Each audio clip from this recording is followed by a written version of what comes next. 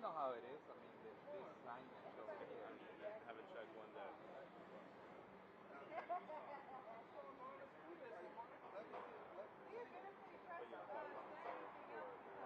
They're not coming out. Press conference.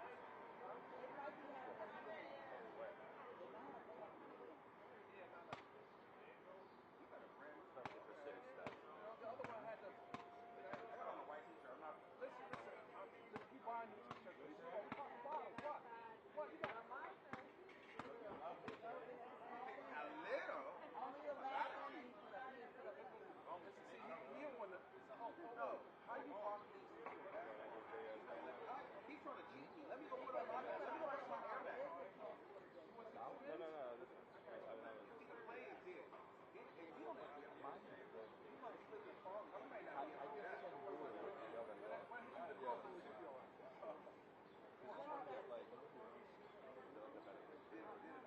It's the same exact picture, but I have basically the same control that I have in my picture.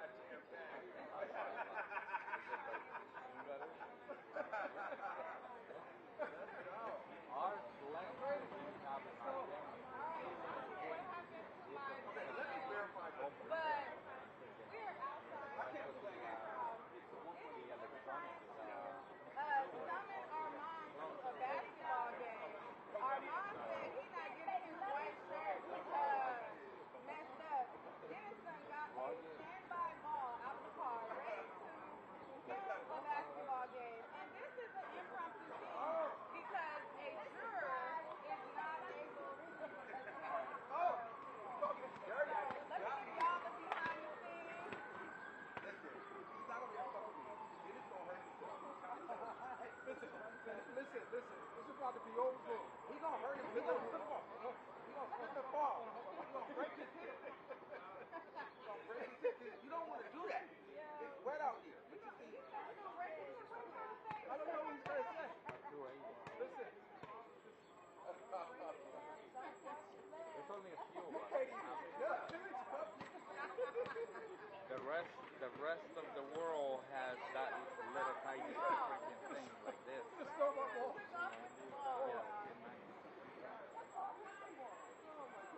That was like FX9, like the only We're up here at the Diddy trial, and they just announced that court is canceled for today because a juror has murdered. Now, this is on the heels of Brendan Hall about to testify. Now, yesterday they dragged out, like, getting all of the receipts and everything like that, and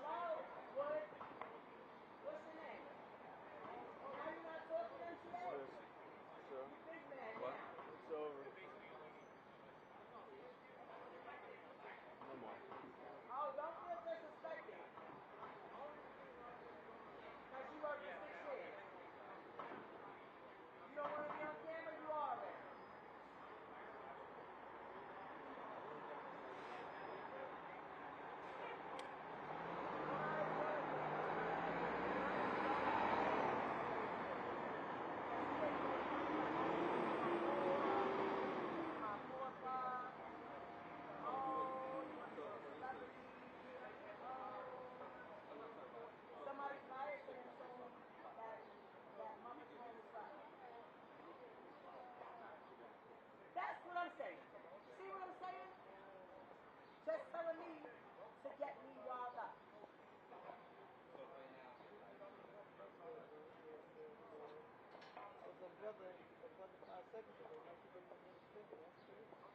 Yeah, why is it crazy? I responded to your bitch ass thing. Because you out here 7 weeks too late. You just see me online. You see me all over online getting fucked up with accusatory, all kind of shit. And your bitch ass just showing up. One person out the fucking union. One motherfucker out the union showing up today. That's why bitch ass did shit. And you came here asking me about problems as if the rest of them motherfuckers ain't supporting you. You probably the one that got Davis fired too, our president, for Local 100. You probably was against Davis too. You probably was. Because that's my classmate's uncle. And they're giving her a hard time on the B division now because of that. Trying to give her dance for no reason. That's all bias.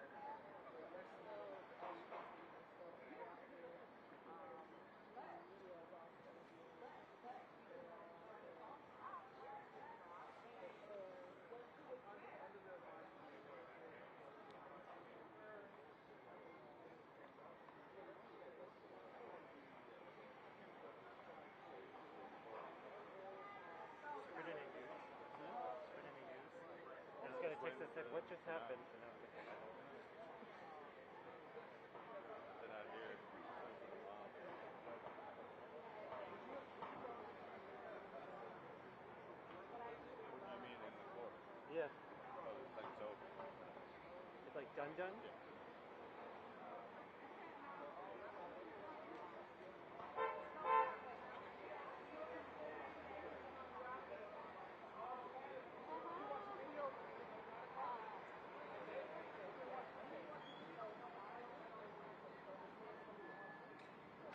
They reached a plea deal. No. I mean, like it's over, but I have to leave. Oh. Sure.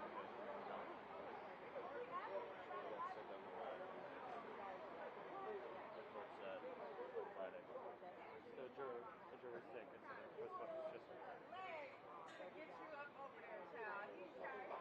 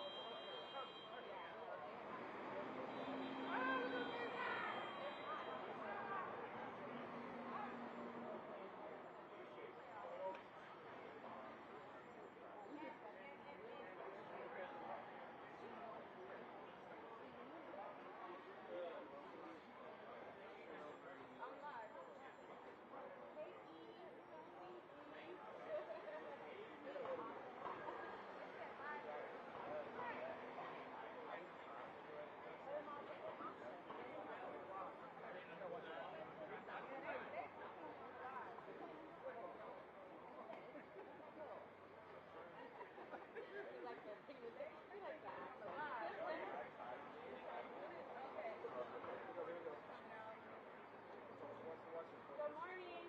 What do you feel about today? Are you shocked? Yeah. We'll get from that.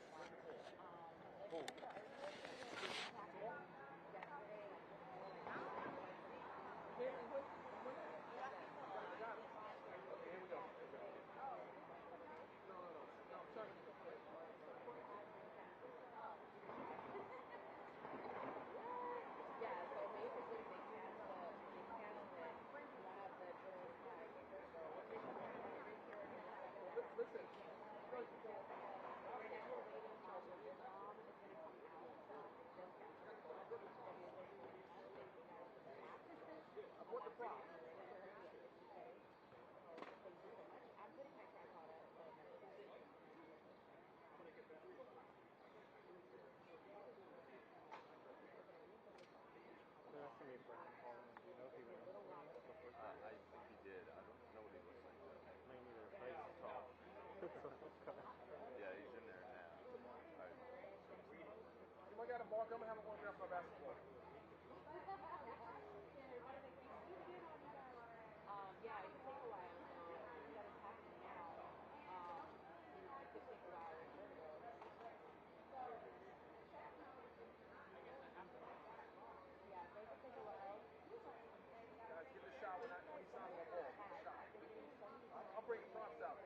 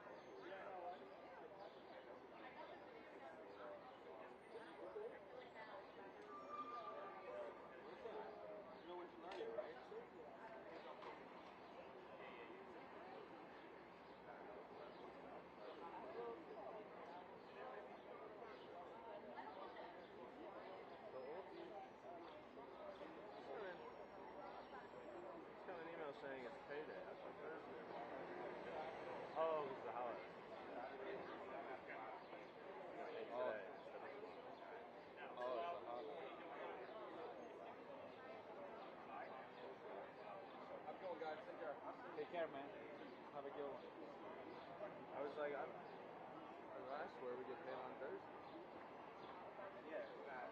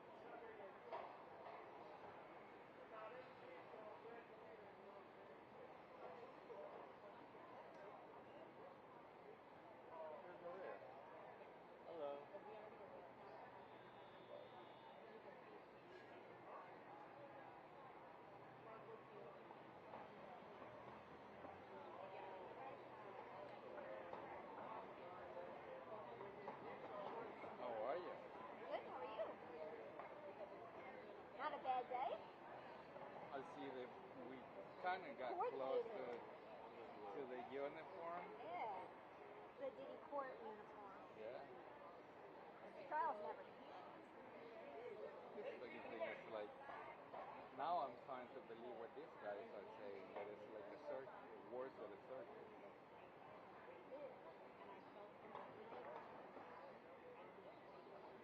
Crazy. Yeah. We're never going to be done. Like, the debate is, are we going to be done by 4th of July or not?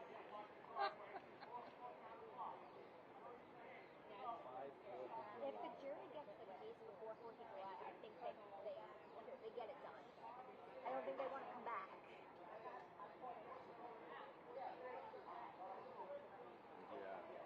I wouldn't want to come back.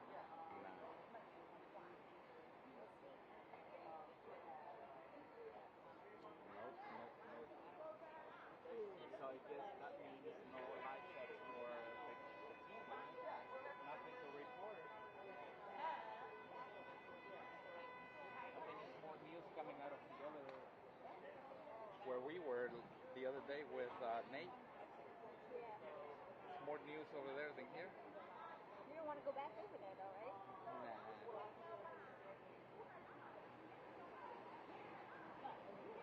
So do you have to go to the office tomorrow since there is no court?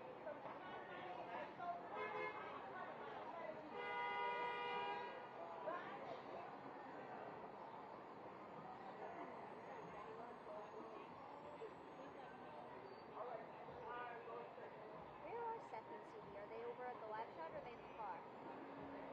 Probably in the car. I don't see them. I see them in the car.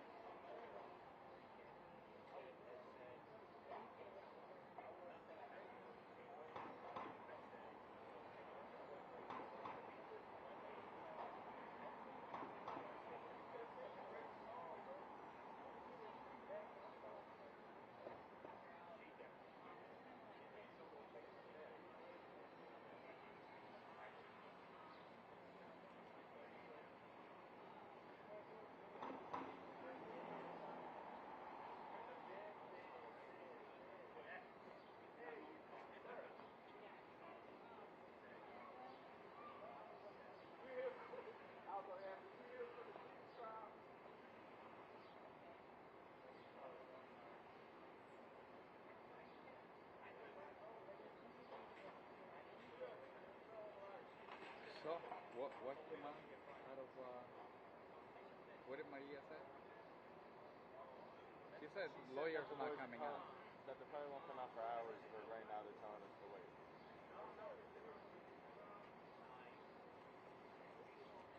To wait.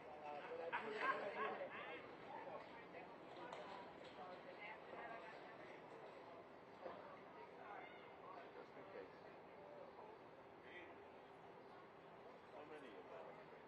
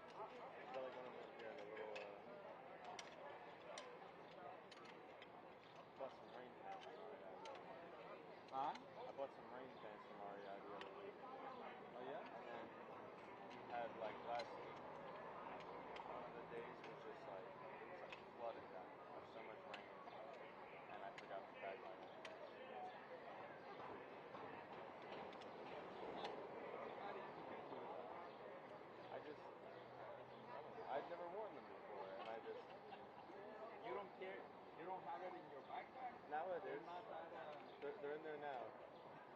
And I haven't had to wear them since then. I got soaked that day. there was one day that it was raining like crazy. Tuesday, maybe last Tuesday. Just pouring. Yeah. Well, this chair is from there too.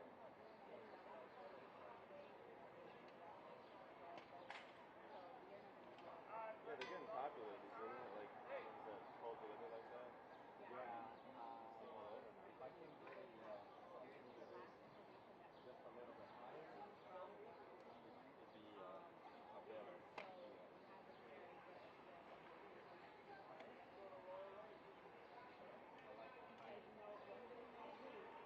This is too low.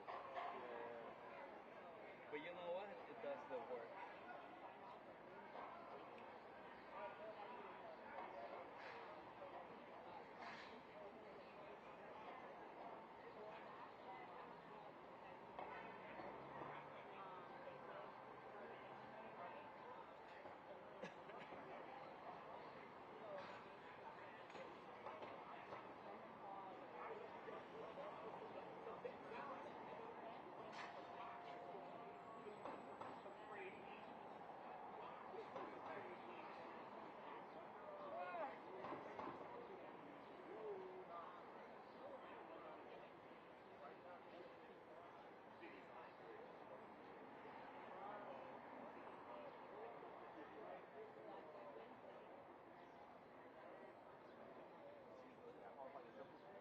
I need to get a chair like that.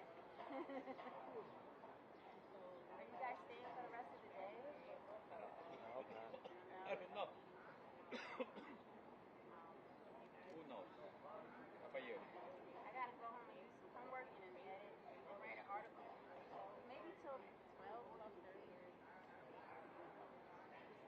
Well, Martine, I'm actually going to run up to Civic Deli real quick. I want to get some yogurt or something. You want, like, anything to eat? Coffee or Are something? they still serving breakfast? What time is it? No, I think they just ended. 10:30, I think they ended.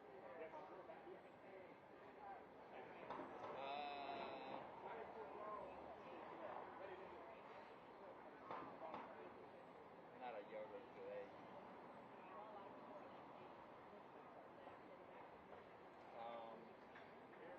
Maybe just fruit. One of those mixed things. Like a little cup or whatever? Yeah. Okay. But if by any chance they still have breakfast, maybe one of those same things that we got with you the Last time, yeah. last time. Okay. Maybe. I went in there at like 10:35 last week, and there were like no breakfast. Check it out. Okay.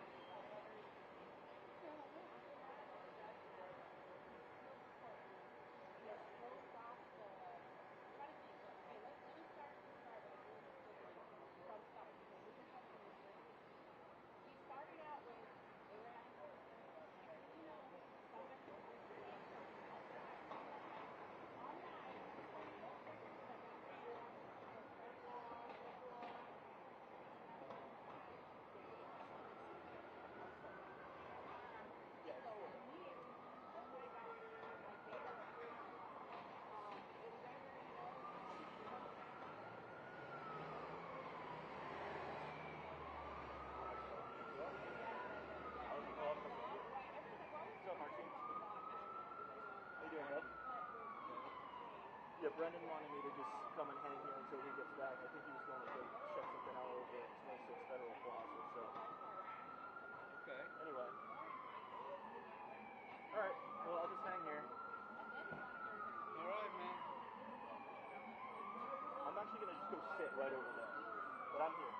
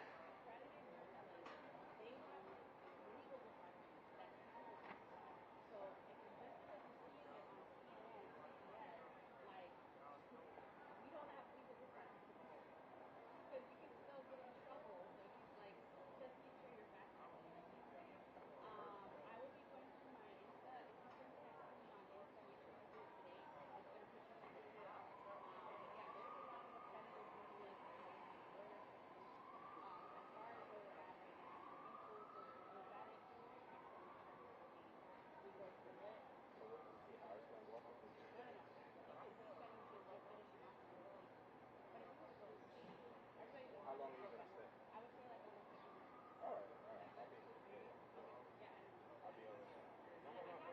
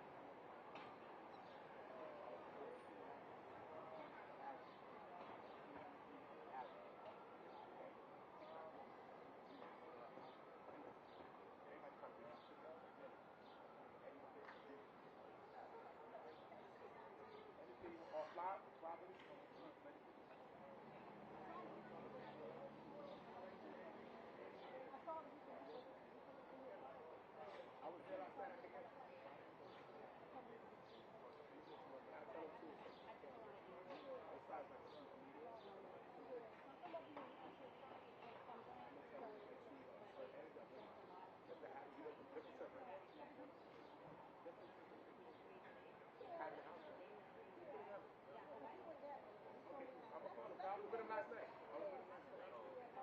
Because they're having an event. It was supposed to be yesterday. I went yesterday. They still came out yesterday. I was with him. I was with Charlucci. Because yesterday was supposed to be the free public. Yesterday, but he said it was wet. He said he's going to put it on Saturday. Saturday's my birthday. So it's going to be on 131st Street Unit. It's going to be on 131st Street Unit.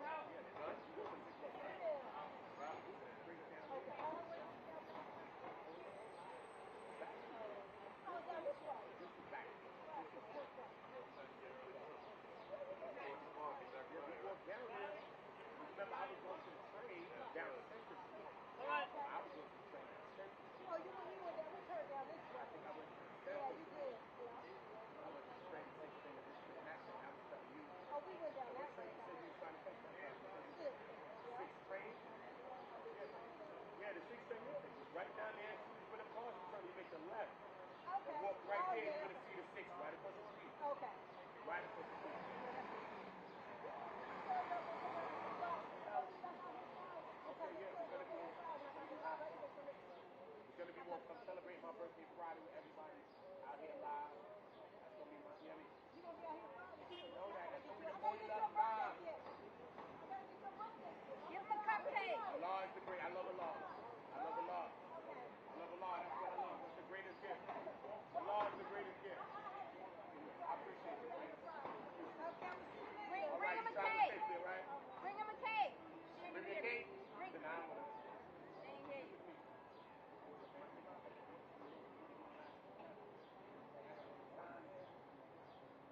Power.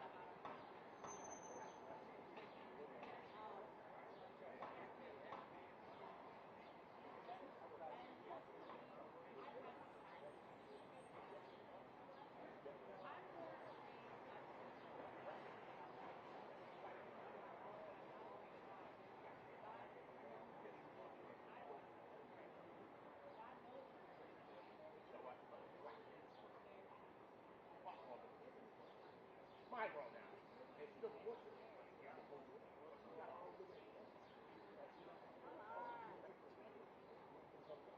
What? Your girl and his girl and my girl.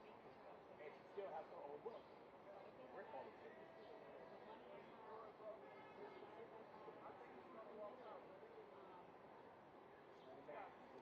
Oh, you need a mom, nigga.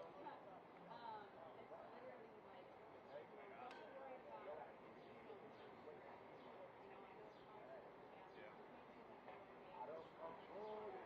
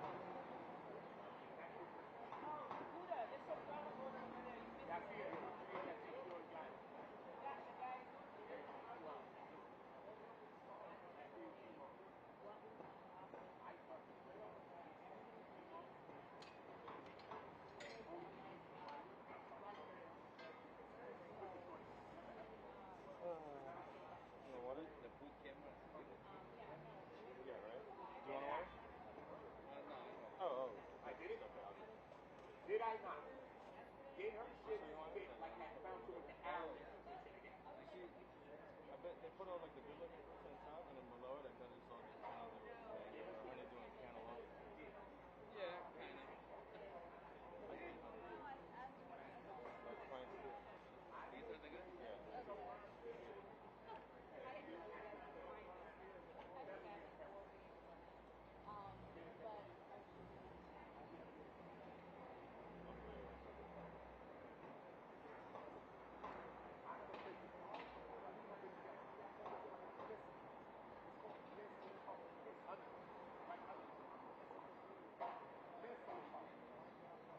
can you send me something veggies?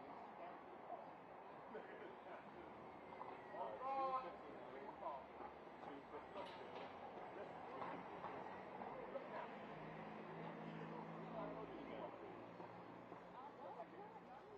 Brendan McDonald.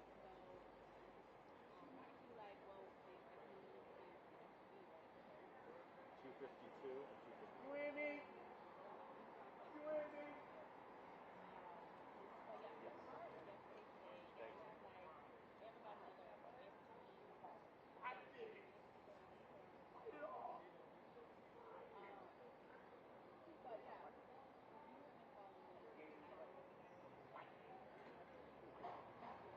Fight game. Is that time right? You fucking is that time too? Is fight games on? Oh shit, come on. Obviously, real. Obviously, taking her time with this shit. When she on her box, oh she like that. When she put for that bike game, for it, she put. Oh yeah, she put. Surprisingly, one of the most closely watched federal trials of the year. When she leaves, Yeah. the whole take away the walk. She want to move quicker. This guy is ready to move. Don't worry, I'll blink. William Paul showed up to testify. When did they? Whatever the ones are. Oh, okay. Grandma got a quick leg. I guess that's good. Every time she walks this wide, I walk Okay, this thanks. side. Pushing the schedule back even more. Closing arguments I don't are want now nobody to scheduled hit for her. next week. Make sure you follow for real-time I'm updates going to and take that. content. Your grandma. Look. Look at how your grandma moves.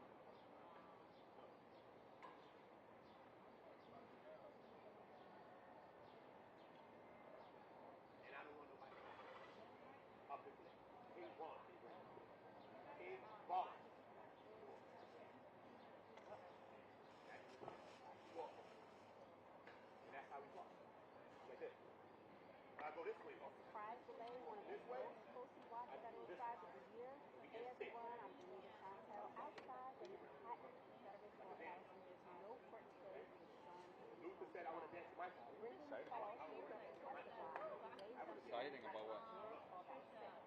Court resumed Friday after completion outlets, and in the meantime, prosecutors and defense attorneys were debates and exhibits and don't agree, pushing the trial schedule back some more. Closing arguments are now scheduled for next week. The hearing process will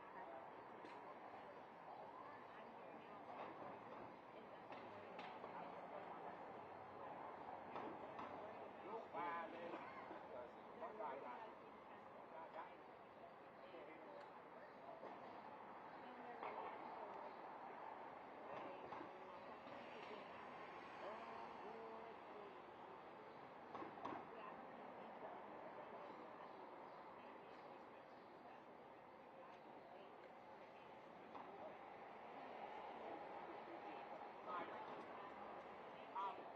Closely watched federal trial of the year.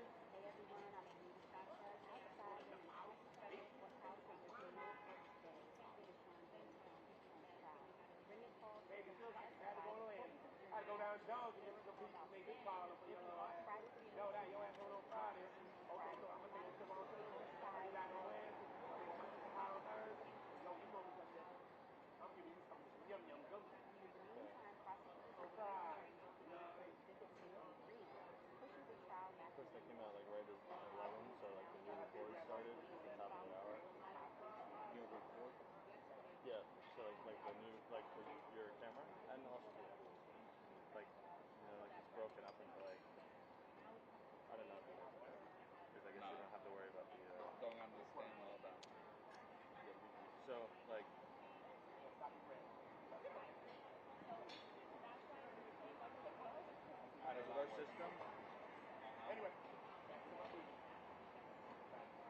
that the longer a record runs for, like, the more likely it will become, like, corrupted and, like, you'll lose all the footage.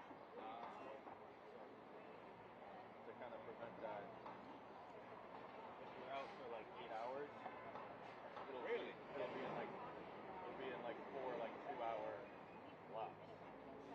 So every 2 hours, time the LED ID will change. So that if we lose one, you don't lose the whole day. It's kind of a pain in the ass for us.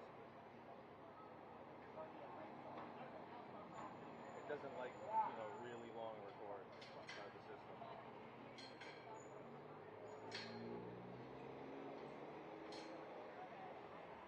I mean, the system is very smart because why bother to have a long recording of non-set? It's also good because, like, if the record starts at 8 a.m. and stuff happens between 8 and 10, but then nothing happens between 10 and noon, and then stuff happens again after noon, you can delete that whole 10 to noon. If it's just a live slate the whole time, you can just delete it. We don't need it in the system. But you can keep the rest of the footage.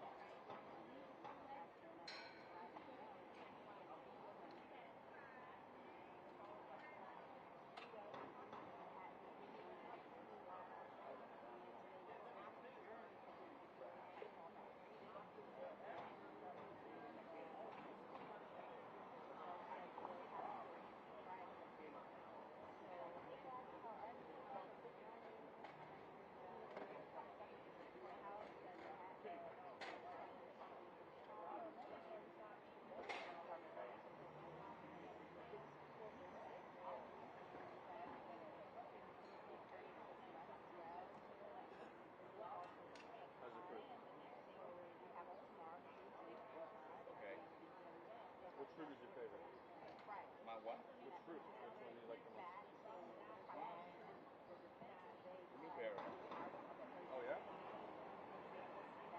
I like pineapple. You can't really eat so much right here. Blueberries and mangoes. Mango's good.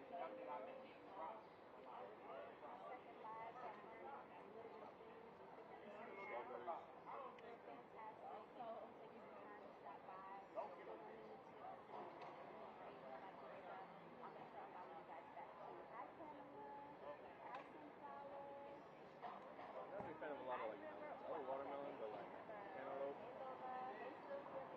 Honeydew, I can't say you really did. Well, I like watermelon.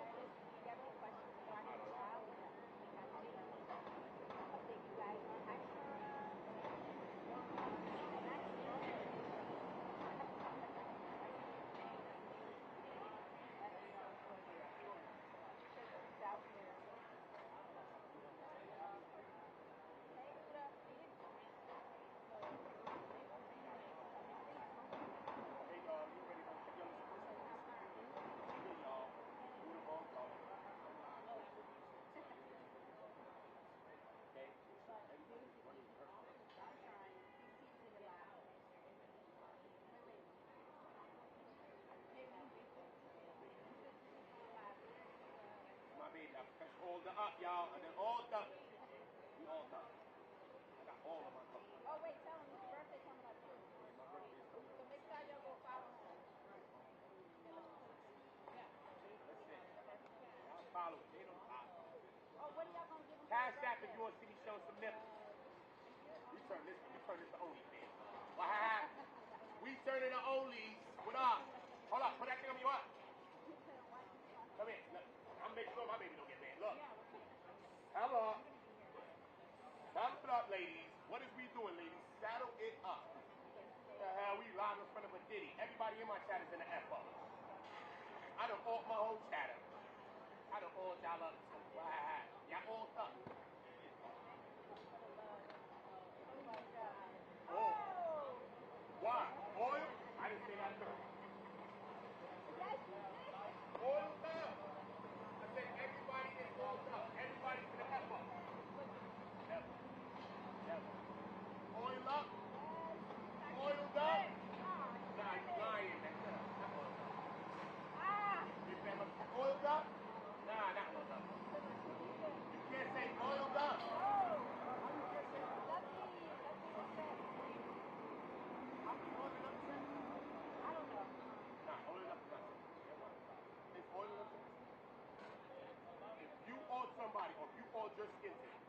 can't say I'm oiling my skin up. I can't say I'm oiling up my skin, which I actually did this morning. What you talking about?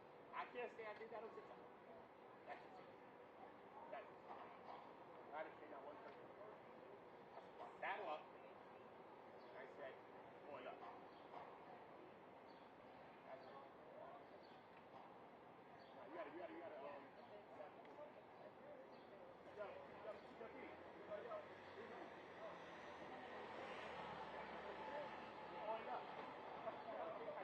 up. Oil up. No, you said something else. I didn't say nothing else besides oil up. Saddle up. Saddle up. Don't worry about it. Somebody hit it.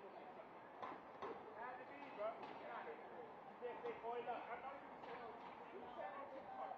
up is nothing. First thing on it, oil up is nothing. Everybody. I'm saying oiling up the skin right now. Go outside, go school. Nothing sexual about that. No profanity. Nah, they talk about my baby. Anyway, You probably did. Nah. Somebody hating on my baby. Saddle up. I'm not going to finish. If I can't say saddle up or oil up. You know what? You said something. Oh, minus it? I said I'm for minus it? Yes. Oh my God, I put saddle up. Oh, hold on. I got something. Have a little water. My nipple. I had to be away from you with that. Yeah, my nipple. I'm just rocking. That's why I don't go on TikTok. I'm rocking. My shit too rocking. This shit can't be simmered down, ladies. And I don't want to turn it down. I want them niggas will me in your bedroom like this, like Lecter. On a hand truck. Right to your bed. But we'll see. I keep it positive vibe, right? Yeah, that's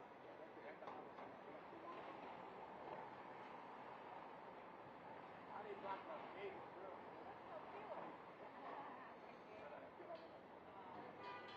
Feel it. Feel it. I feel it. My man said he feels I got my drop though. I feel it now.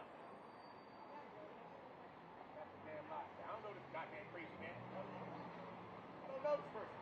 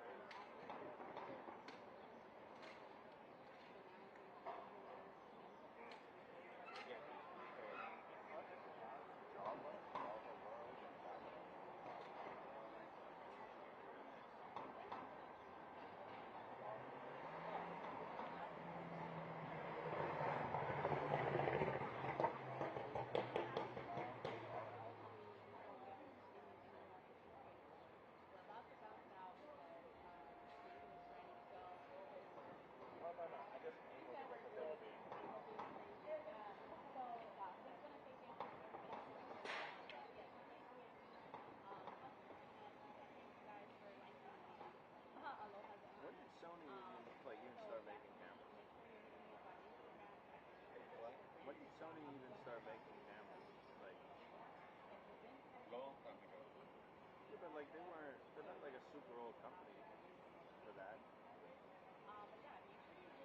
it must have been like 30 years ago. Yeah, I would think so. I mean, I don't know exactly when, but yeah.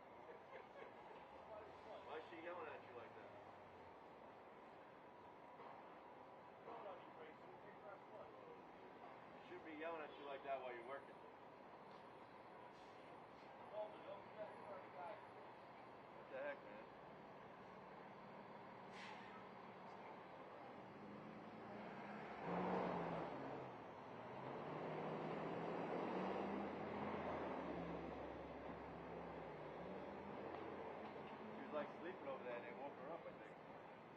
Right?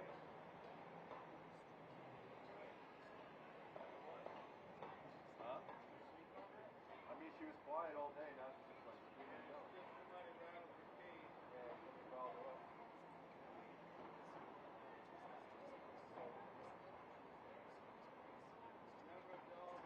Nah, that's true.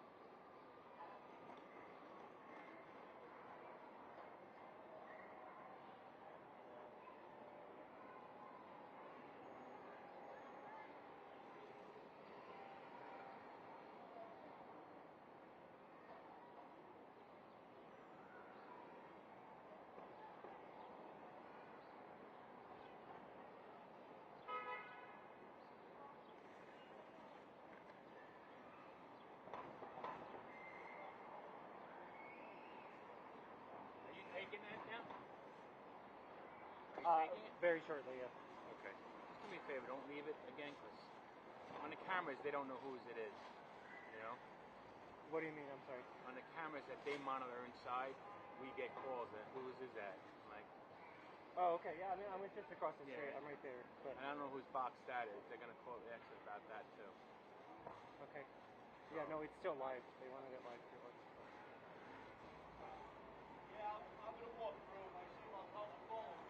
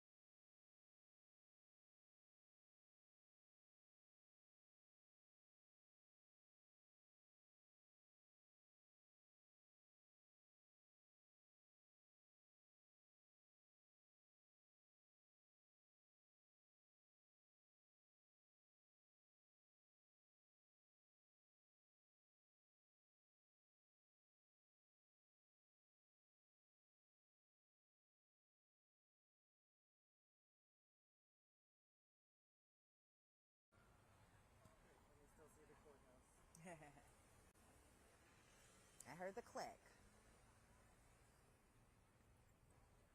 Are they in your ear? Yeah. Oh, they are?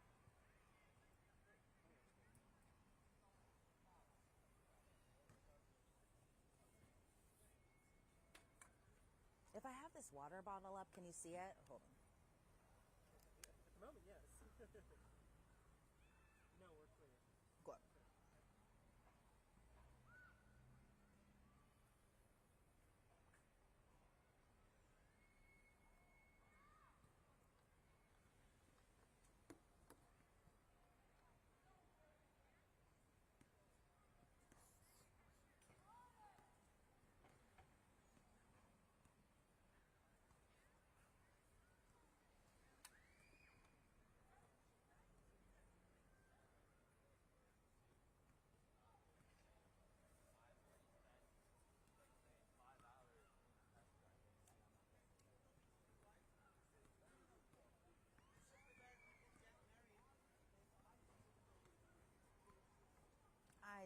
I do, yes.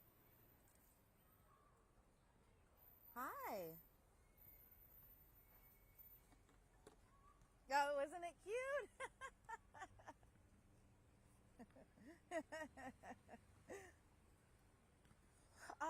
He is somebody, I think you had interviewed him, and I've seen him at the courthouse before. He was the one who wrote the book about Diddy trying to kill him.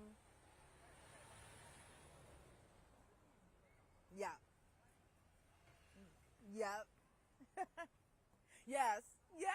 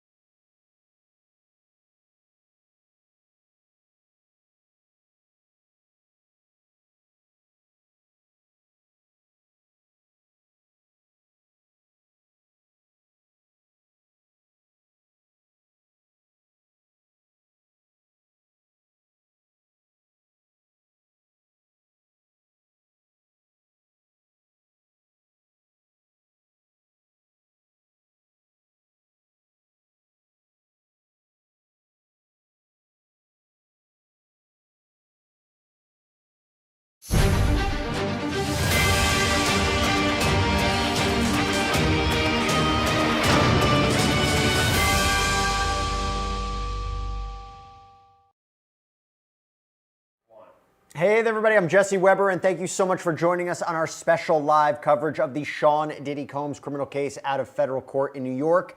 What an interesting day today. I would say, you know, usually we do this lunchtime show where we take your questions for the next hour and a half. We break down court updates. No court today. No court today. They adjourned within 10 minutes of getting started. We're going to explain why. How does this delay the trial? I mean, weren't they supposed to finish up by July 4th? A lot of unanswered questions, but I'll tell you what, we are going to be taking your questions, your comments about this case again for the next hour and a half or so. We really, really want to dive into this because the prosecution is coming towards the end of the case. Have they proven sex trafficking? Have they proven racketeering conspiracy? Have they proven transportation to engage in prostitution? That's what we're going to talk about. So before I bring in my all-star panel that I have with me, I'm first going to start off with our in-court reporter, Law&Crime's very own Elizabeth Milner. Elizabeth, so good to see you. What happened? What happened? We were supposed to have court today. I know. I was truly surprised because every day I wake up, or try to at least wake up at 4 a.m., get here by 6:30. We're all ready to go. I have my notepad. I have my pen. I'm ready. The judge gets on the bench and he's like, a juror is sick.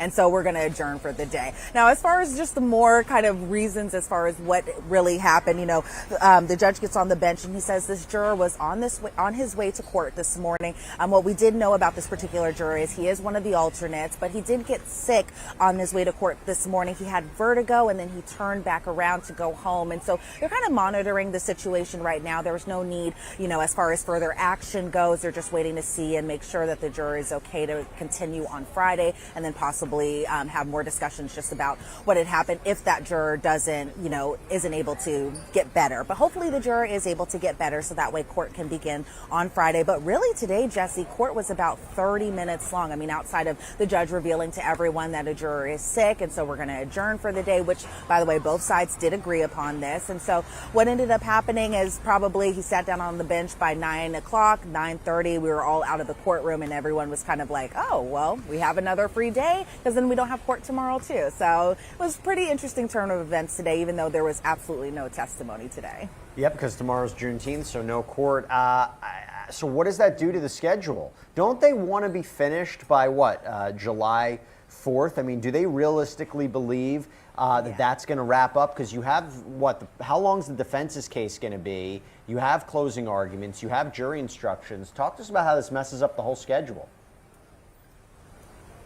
Yeah, it really kind of does shift everything, especially because not only do we not have court on Thursday, but Friday's kind of a smaller, shorter schedule. We're only going to court from 9 to 1 because one of the jurors is celebrating, I think, their child's graduation, so that's pretty exciting. But as far as just the delay of the case, it really is kind of pushing everything a little bit back. So first of all, the government planned on resting their case today, but that was before the cross-examination of Special Agent Alyssa Penland kind of took a little bit longer than I think the government had planned, and then they were planning to call Brendan Paul on the stand and then another summary witness. So as far as just even that, we haven't even heard from Brendan Paul just yet. So I assume now that we didn't have court today that he'll take up much of Friday, if not all of Friday, because he still has to do his cross-examination, even though the prosecution said that his direct will only be about an hour and a half or 90 minutes. But depending on how long the cross-examination takes, I assume Brendan Paul will be on the stand again majority of Friday. Then there's one final witness, that being the summary witness. So sorry, everybody. It doesn't seem like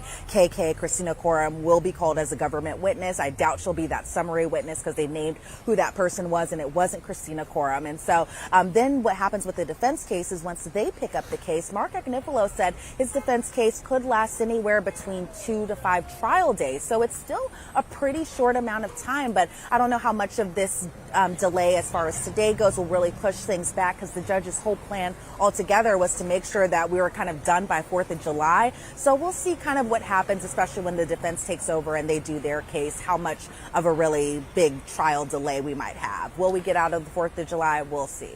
So we have some questions coming in for you. First of all, we have this super chat question from Smarty Pants. Smarty Pants, thank you so much. I'm going to save your super chat question for a little bit later for the panel. So don't think we forgot about you, Smarty Pants. And I'm also just waiting, you know, I'm just trying to get as many times I could say Smarty Pants as possible. But no, we're going to answer that question later. This is from Rita Connors, though. Hey, Jesse and Elizabeth, do you think the prosecution will put on a rebuttal case? So after the defense's case, are they going to put on a rebuttal case? Have you heard anything about that?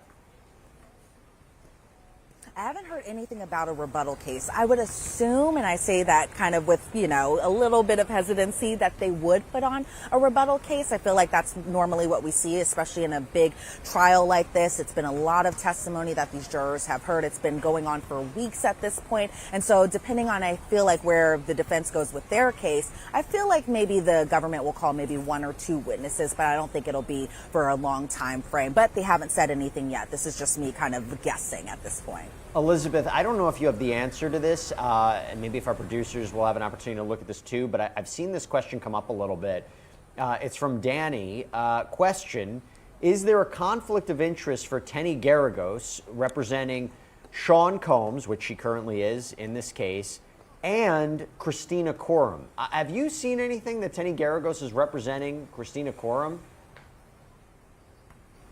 I have not. That's honestly the first time I'm hearing of this. And so I don't want to answer that question just because I'm not 100% sure that's true. But it is a good question if it is true. I will say that.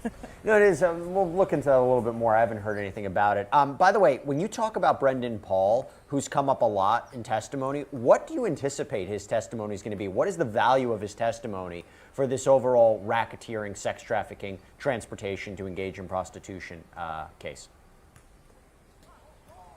Well, I think probably the big thing might be whether or not he participated in setting up the rooms for hotel nights or freak-offs, that sort, because I believe when he started working with Sean Combs, it was around possibly the Jane time frame. So not sure if he had overlap with Cassie necessarily, because that was what they ended their relationship in 2018. So it'll be interesting to hear what Brendan Paul has to say, because he had been working with Diddy up until just last year. And so I'm interested to see what he has to say, not only about possibly setting up hotel rooms, but also what he has to say in terms of drugs and how that all kind of went down. Because remember, everyone, he was named in one of the civil lawsuits as an alleged drug mule. And so I feel like because he had to invoke his Fifth Amendment right and not to kind of perjure himself, or the Fifth Amendment right not to self-incriminate, I should say that, and that he was given an immunity order, that I do believe it has something to do, just kind of like the other assistants who got immunity deals, that it might have something to do with just the amount of drugs that might have been bought and the amount of drugs that were also paid for by Sean Combs that were given to him,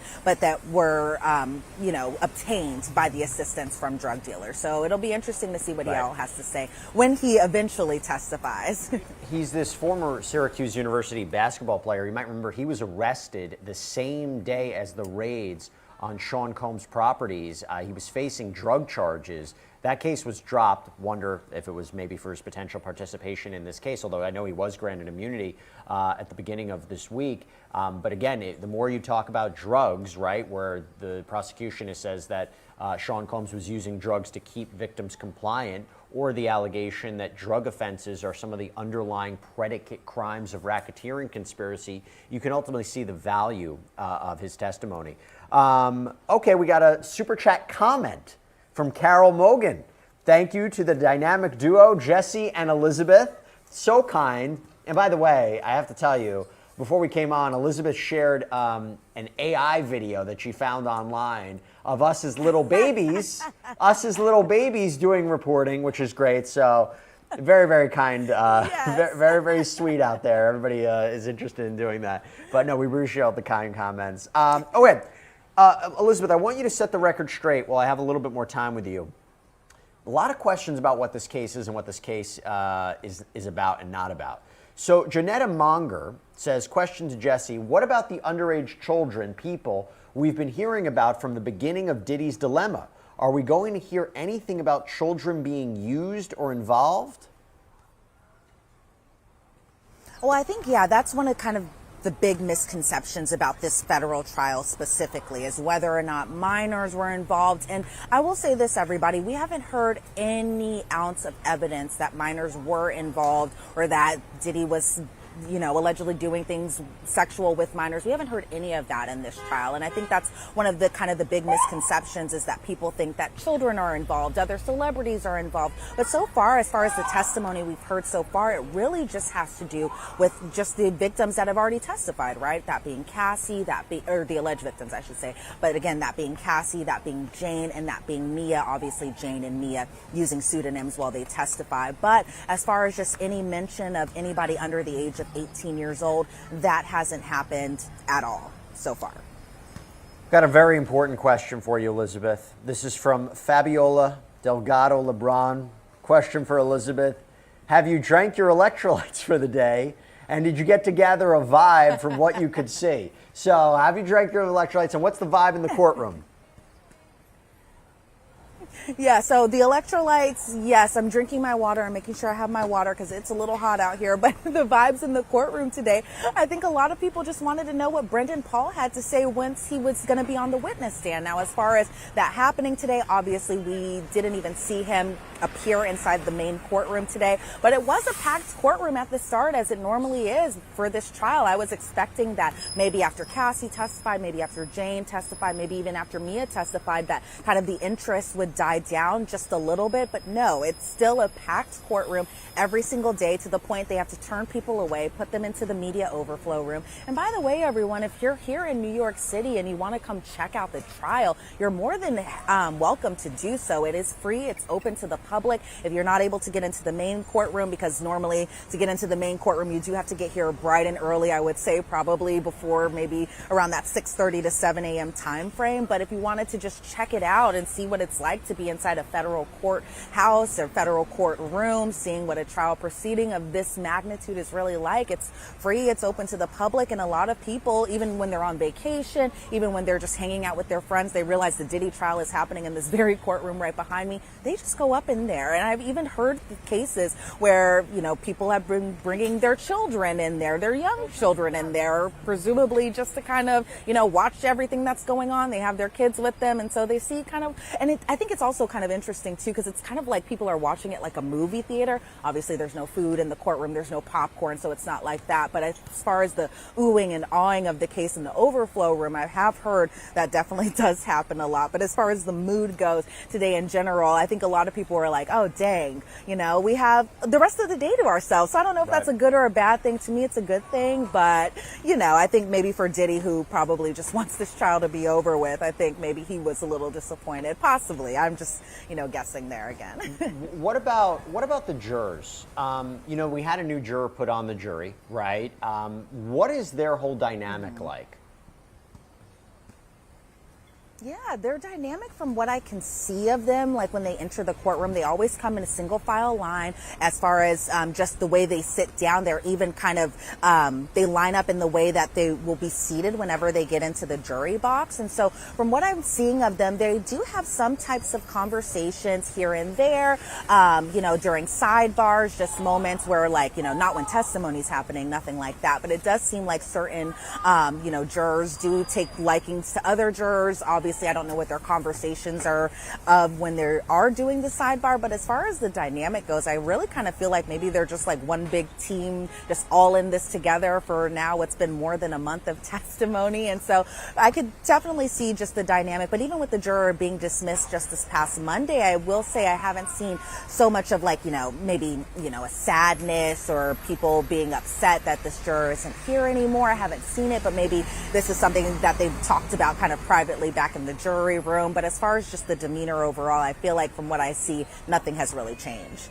And by the way, Diddy's demeanor. There were sketches that came out. I mean, I don't even know if we have them published yet.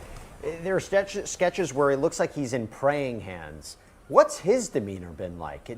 We're coming towards the end of the prosecution's case. You wonder or not, does he feel concerned? We have been having discussions for quite some time here during the lunchtime shows that it looks like he will probably be convicted of the prostitution charges, because this seems like such a straightforward case. You wonder if that's a concern for him. Obviously carries up to 10 years in prison. But then he's facing racketeering and sex trafficking charges, which can carry up to life in prison. I mean, racketeering, yes. Sex trafficking, minimum of 15 years. How is he doing? Can you get a sense of that? Yeah, it's interesting kind of seeing Diddy's demeanor. Honestly, it's just interesting in general, seeing Diddy in the flesh and having seen him even before this trial begins in terms of me attending those pre-trial hearings and that sort. So I've seen him in the jumpsuit from MDC and out of the jumpsuit from MDC too, where he's kind of in his more court attire. But I will say, you know, every day when he comes into the courtroom, what he does is kind of scan the entire courtroom as far as kind of who is there. Normally, when the way we're seated, it's the public on the left side and then the press on the right side. So he does kind of look over to the public side first. There are some supporters who do attend the court hearings, and that he'll do the prayer hands too. He'll do the love sign too. He'll just kind of say like, thank you. Obviously, if his family's in that courtroom, too bright and early. They've been kind of coming in just a little bit late after the jury's already seated, that type of thing. But when they are there, when he first walks in, obviously he says hello to whoever it is, whether it be his mom, his sons, or his PR team, that type of thing. But even just in terms of when testimony is happening, you know, and Jesse, I've said this kind of a number of times where it just feels like he is a very active participant in his defense. He's jotting down notes. He's listening to testimony. I will say when the videos were shown yesterday, he was listening to the headphones. I think he might have had some role in kind of picking out which time codes were going to be shown to the jury, because there was a moment yesterday before the jury was brought in where Brendan Paul invoked his Fifth Amendment right, got the immunity deal, but Diddy wasn't present for that part. He was actually in the back reviewing video exhibits and evidence and that type of thing. And so from what I've seen, even just in terms of how early he gets here to start trial preparation, because there's been kind of issues at MDC in terms of, you know, him being able to review text messages and videos and being able to do it, especially knowing that this trial is still going on, that he gets to court, from what I understand, at 7 a.m. and they even kind of have extended his time at the courthouse until I think 6 p.m. So even though, you know, for a day like this that we have no testimony going on for the rest of the day, court doesn't pick back up until Friday, I assume that he's really just still in trial prep mode, still making sure that every duck is in a row, especially as the defense case is about to start gearing up. But from what I can see of him every day, it doesn't seem like he's going to let the mask slip in terms of if we could feel that maybe, you know, the weight of this federal criminal trial is weighing on him. He doesn't show it when I see him inside the courtroom. From what I can see, he really just kind of, again, seems kind of neutral in terms of demeanor. I wouldn't say he's arrogant. I wouldn't say he's cocky, nothing like that. But I would say if there is any pressure that he's feeling around this point, he just does not let that slip one bit. That's interesting. By the way, in regards to that issue we talked about before, this is from Shauna C. It's a super chat comment. Thank you so much, Shauna C. It says, it was mentioned in transcripts by Inner City Press, I believe, when Jane was on stage, that KK is being represented by Tenny Garagos. It was a side conversation where that was revealed. That's interesting. I can't independently confirm that. Maybe we can if we take a break, or we'll look into that. But it's just an interesting development nonetheless. You talk about the people who show up for him. How much support is he getting in and outside of that courtroom? I know we talked about Kanye West showing up, couldn't actually get into the courtroom, went into the overflow room, but how much support is he getting, Sean Combs? I think I would say it's hard to put like a number on it, whether it's 50-50, 75-25. I wouldn't put a hard number on it necessarily. In terms of family support, you know, we do see family members supporting him every single day in terms of trial. It's either his mother who's inside the courtroom, it's his sister who's inside that courtroom, it's one of his 3 sons, or it's the 3 of them all together. I will say one thing, and you know, obviously the family does support him in terms of just they believe that he's innocent, but I haven't seen his daughters attend court since maybe the first week. I possibly believe they may come back for closing arguments, especially maybe towards the end of the trial, maybe even when the defense starts their case, maybe they'll make an appearance, but I can't confirm that at all. I'm just kind of guessing here. But in terms of just support, it does seem like he does have some supporters even inside the courtroom as far as the public goes, where I don't know if it's people just like in awe of a celebrity, he's on trial, and they just want to say hello or just see him in the flesh. But it does seem like he has some people on his side as in terms of people wanting to see more celebrities come to support him outside of Kanye West. That hasn't happened yet, and I will say that is one of the surprising things.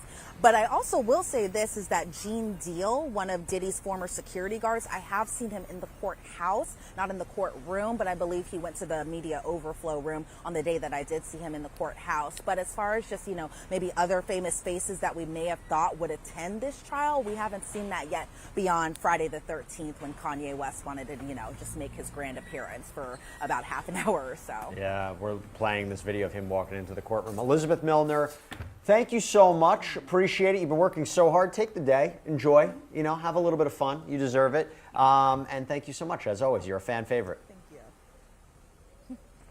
Thanks, Jesse. All right, so now we're going to continue the conversation. We're going to take your questions. I am joined by legal analyst, professor of media law at Rowan University, Candace Kelly. I'm joined by civil rights attorney Joe Richardson, and I am joined in studio by former deputy public defender from LA County, Philip Dubé, who the first time, Philip, I am meeting you in person after, 7 years of you appearing on Law and Crime. It's really good to see you. I'm going to start with you from that question from Smarty Pants. Remember I said I was going to get the Smarty Pants question? How familiar are you with R. Kelly's case? Do you remember R. Kelly's? A little bit. Okay.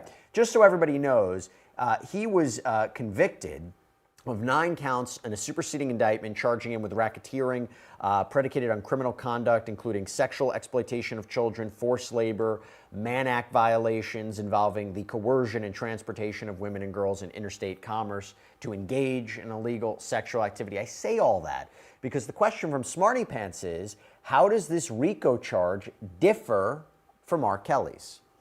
I'm not even sure that there really is a difference, Jesse, because from all accounts. So I'll tell you what, actually, we're going to work on getting your audio. I think it's a little bit of an issue. It's okay. Don't worry. It's not that we don't want to hear what you have to say, Philip. We're going to get you back. Joe, I go to you. So it seems to me the biggest difference would be minors, right?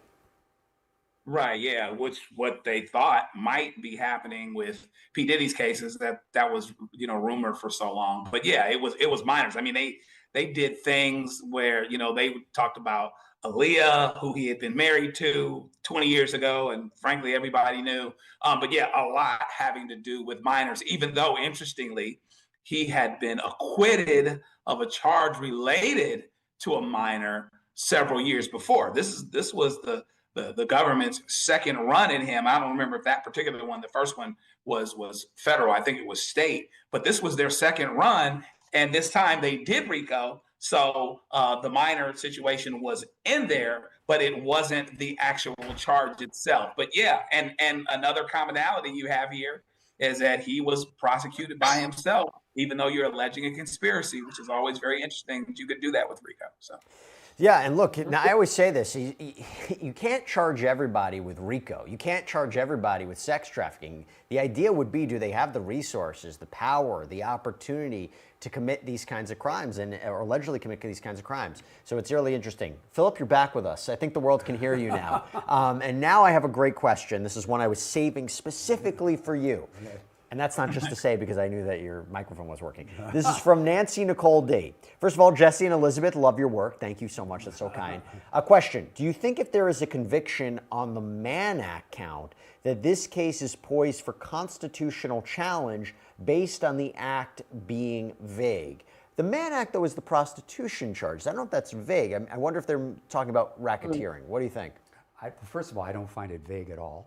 And first line of attack always on appeal when you're convicted is that your lawyer was ineffective, and number 2, that the law itself is unconstitutional. These laws have already been subject to scrutiny under equal protection, due process, and they've all been upheld. Because believe me when I tell you, if there was any precedent already on the books, either from the Court of Appeals or the U.S. Supreme Court, the U.S. Attorney's Office wouldn't even be bringing the charges. They are duty-bound to honor published precedent on these issues. I sincerely doubt that they've been struck down for vagueness. That's a good point. Okay, Candace, I go to you. We got a super chat question from Kelly Bezick. Kelly, thank you so much. How will they calculate the RICO charge? Plus, would the other counts likely be consecutive sentences if found guilty? So it's kind of 2 questions there. I think if they're wondering how do they calculate the RICO charge, I don't know if that means in terms of sentence or how would they actually have to prove it, and would the other counts, if they're convicted, would they be consecutive sentences if found guilty? So it seems like a big question is, if he's convicted, how much time would he get? Yeah, well, you have to look at the charge when you talk about federal penalties and how much somebody gets. We're talking about up to 10 years for the lowest charge, which would be the Mann Act. The coercion, we're talking about up to 15 years and up to 20 years, right, for the RICO. So it depends upon whether or not the jury determines that they actually hit those predicate charges, whether it's bribery, extortion, obstruction of justice, one of those things. So it really depends upon a lot of things. How he serves it, that also depends upon what the judges determine. Will he serve years consecutively, maybe with another charge down the line? I'm not sure if that's what they were asking, but It's going to depend on the judge. The judge is going to make that determination. But when we talk about the actual federal charges and how much he gets, there is a chart that you can look up online. They look at different things, mitigating factors, things of that nature to determine the exact number of years. And can I just say really quickly, I covered the R. Kelly case. And I will tell you that one of the major differences, of course, was the children, but also the MO, and that R. Kelly was going to McDonald's. He was hanging out at high schools. He was doing a lot of things that specifically, when we're talking about minors, were very, very pointed and deliberate in terms of getting underage girls. That's a huge difference in terms of his MO. Yeah. Let me just follow that up, Candace, with a question of my own. You would think that for a federal case, whatever they had against him, they would put against him. In other words, they could have charged him if if they believed there was evidence of him abusing minors. They would have figured out a way to charge him at a federal level for that. I mean, there's a difference between saying you have a defense of consent and willing participants with adult victims. There's no defense to that if you're dealing with minors. It's a much stronger case. Look what happened to R. Kelly. Now, I'm not saying Sean Combs should be charged with that at all, but there have been allegations in the civil context that have come out.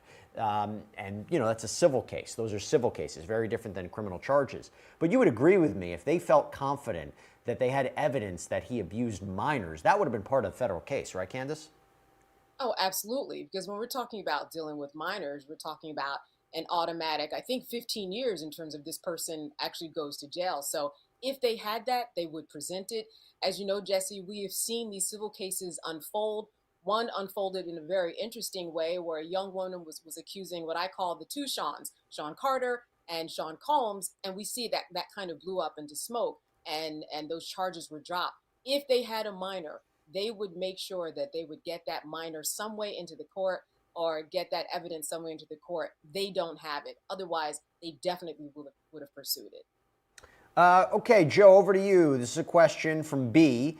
Because a lot of people are wondering, can KK be an informant and be providing the government the information they need, and hence why she is not testifying?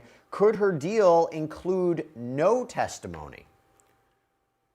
Well, I don't know that I would see that, because if she helps you, there would be no reason not to have her testify, right? She'd testify, she'd get immunity, just like the upcoming witness, which we're not able to see today because they're sick, is getting. If the person helps your case, theoretically, I guess I could see the defense coming closer to having somebody disappear. And we can have that discussion again about victim number 3, where her and her lawyer have absconded and can't be found. But I don't see the prosecution effectively going out of their way to keep someone from testifying under a deal. Typically, you're going to have them do a deal, and because they help your case, and have them testify and go from there. So, I mean, there's been how many witnesses have been granted immunity in this case, including Brendan Ball, by the way. He was about to testify. Philip, got a question for you. This is from AJ. Will the defense show freak-offs to the jury of the victims enjoying themselves to prove they were willing participants? Look, just to add to context that yesterday, when you had one of these summary witnesses testifying, the jury, when the defense was questioning him, the jury was shown freak-off videos of Cassie, I think from 2012, 2014. Why would the defense show that to the jury? I think the heart of their defense is that all the predicate acts were not committed with force, coercion, or any type of violence. Certainly no threats. And I think they want the jury to recognize that everything that went on during those King parties, what I call the modern day Woodstock love-in, if you will, was consensual, and that they're all adults. And you don't see anybody clamoring, trying to get out of the room, getting beaten up, slapped around, and forced into submission. So I think that is really the heart of the defense case, that this was purely consensual adult sex marathons. Yeah, I would say, I think what they were also trying to do is couple that with Cassie Ventura's messages, right? The summary witnesses, people might say, oh, it's dry testimony. I think it's some of the most important. The travel receipts, the hotel records, the cash payments. And if they're playing, the defense was showing, they were basically making the accusation, witness, you were preparing these summary charts for the government, and yet you excluded all of the messages that were basically helpful to us, like all of the messages from Cassie where she was encouraging freak-offs or excited about freak-offs. And putting a time frame to that. So I don't know what these videos are. I haven't seen them. I would imagine, tell me if I'm totally wrong, I would imagine that what the defense might be doing is saying, you couple, once again, these problematic messages for the government from Cassie with, let's say these tapes are her enthused during these episodes. They try to make that line a little bit grayer for the prosecution, no? Yeah, well, remember, Cassie already testified, and they put her through the grater on cross-examination, where she had to concede some of the points that where she admitted in text that she still loved Diddy, that what they were doing was for each other, that it was part and parcel of their relationship, and that there did not appear to be any aspects of force, violence, or coercion. So in theory, they don't even really need those videos because they have her live testimony on cross already coming in, where she's conceded that live on the witness stand. And by all accounts, some of the jurors were kind of smirking at her. Like, what are you complaining about? You got your money. You've already shown your bias in this case. How can you come into this court and try to say that what happened to you was by force, violence, or coercion? She admitted basically that it was not. And that's why they put the expert on the stand, that blind expert, to testify about all the symptomatology associated with being a battered type girlfriend or a battered significant other, where she might not even be aware of the fact that she was taken advantage of, or that she was sort of psychologically coerced into doing everything that she submitted to doing. But hopefully that answers the question. No, it does. We have a super chat question that just came in from Kelly Bezick. Kelly, thank you so much again. Go to Candace on this one. Could the government have kept KK off the indictment as a strategy to keep options open? Call her only if needed to help the case, or charge later if able to meet the burden without her? And this is actually, Kelly is from Australia. Oh, thank you so much. So what do you think, Candace? Well, listen, we know that possibly yes, but we know that from the paperwork and we know that from the transcripts that she was been listed as a co-conspirator. I would imagine that what might have happened is that they did in fact give her immunity. This is one theory. They gave her immunity and then perhaps realized that putting her on the stand would not really help them one way or the other. So, she might have gotten her immunity, or sometimes you get people that get immunity and they go on like Jane, and you're not sure if they're on there just because they've gotten immunity and have to live up to that.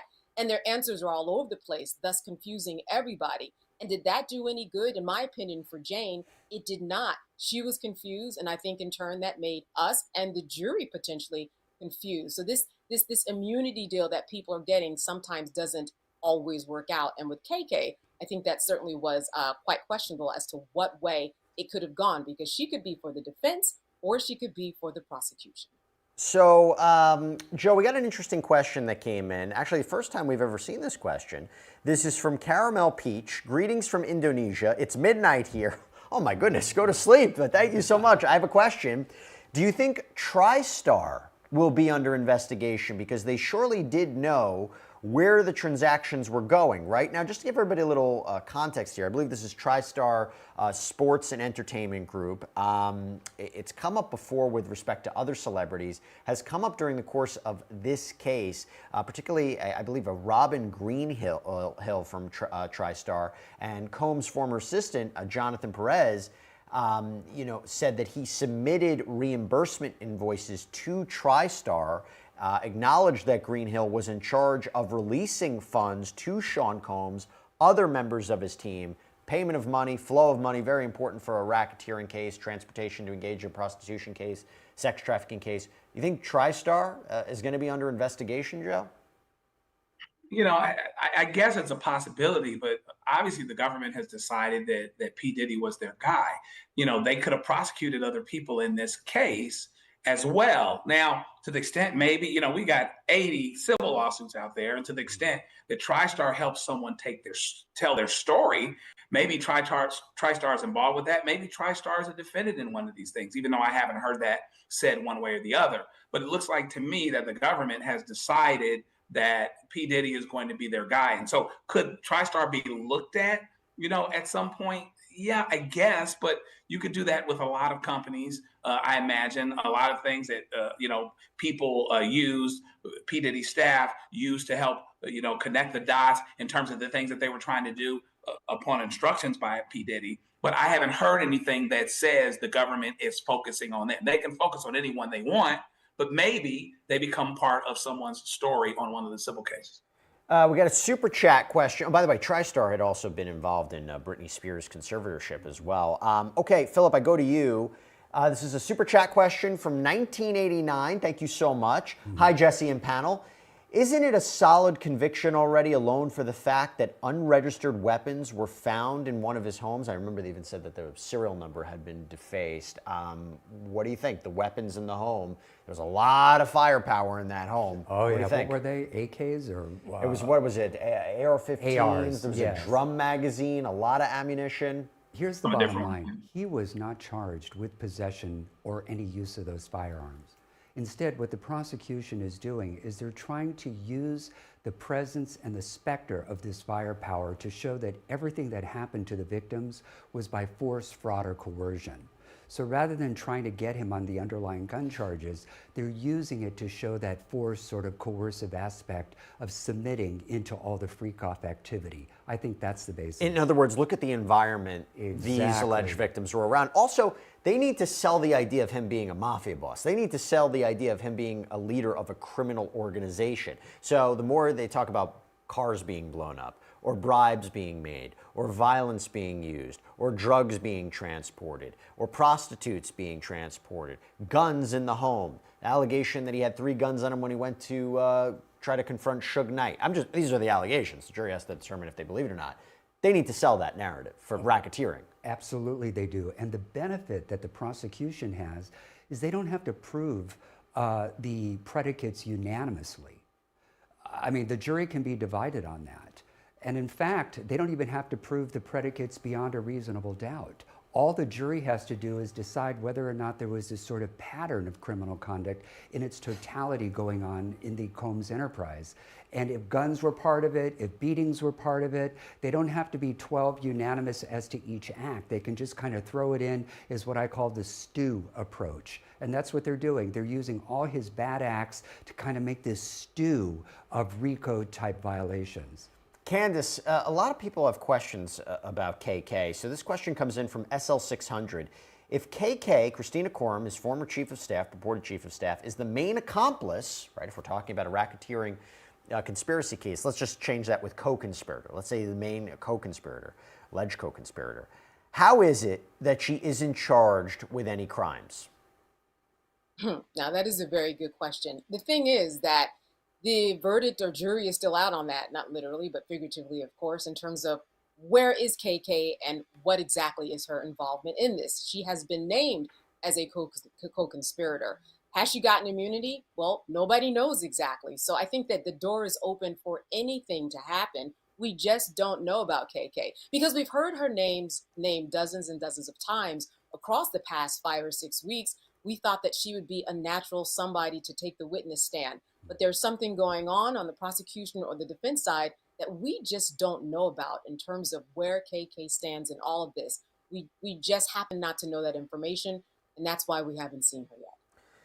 Okay, Joe, got a super chat question and an extra question about it, okay, because it's talking about Brendan Paul. Mentioned him before, right? Is this former basketball player from Syracuse, alleged drug mule of Sean Combs. He was arrested when those raids happened on Sean Combs' properties.